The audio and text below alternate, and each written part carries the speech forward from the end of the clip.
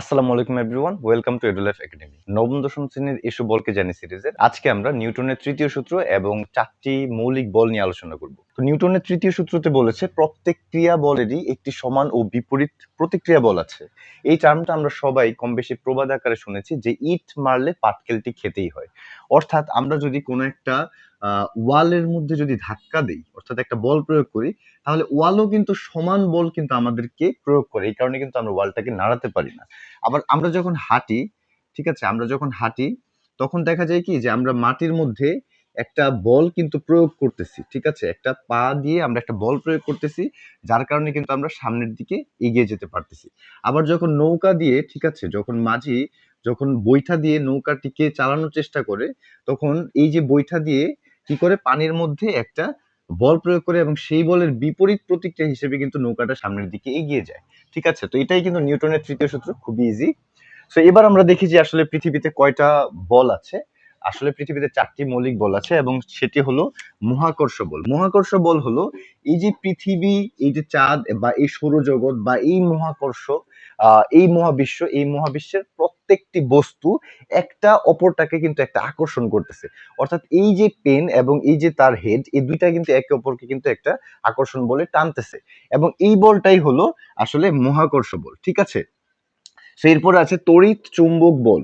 তড়িৎ মানে আমরা সবাই জানি যে বিদ্যুৎ।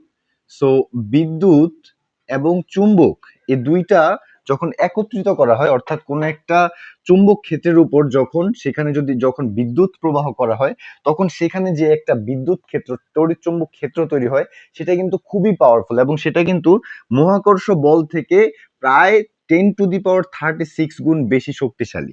ঠিক আছে, তাহলে তোমরা হয়তো বুঝতে পারছো যে তড়িৎ চুম্বক বল বা বিদ্যুৎ চুম্বক বলটা কত বেশি পাওয়ারফুল। এরপরে রয়েছে দুর্বল নিউক্লিয় বল। এই দুর্বল নিউক্লিয় বলটা কিন্তু এই মহাকর্ষ বলের মতো এতটাও দুর্বল নয়, মহাকর্ষ বল থেকে একটু পাওয়ারফুল দুর্বল নিউক্লিয় বল, এবং এটা খুবই কম রেঞ্জের মধ্যে কাজ করে, 10⁻18 মিটার।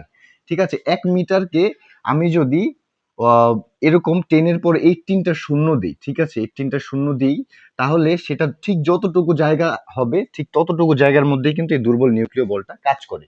এরপরে তার থেকে একটু সবল নিউক্লিয় বল হচ্ছে তার থেকে একটু কম দূরত্বে কাজ করে, অর্থাৎ একটা নিউক্লিয়াস, আমরা জানি যে পরমাণুর ক্ষুদ্রতম একক যে নিউক্লিয়াস, সেখানে নিউট্রন এবং প্রোটন থাকে এবং নিউট্রন ও প্রোটনগুলোর মধ্যে যে একটা আকর্ষণ বল থাকে, সেই আকর্ষণ বলটাকে মূলত কিন্তু সবল নিউক্লিয় বল বলা হয়।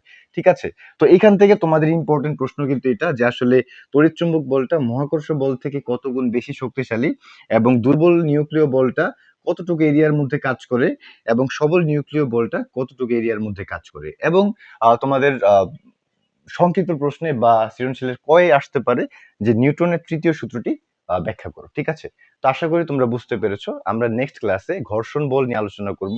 সেই পর্যন্ত ভালো থাকো, সুস্থ থাকো, ধন্যবাদ।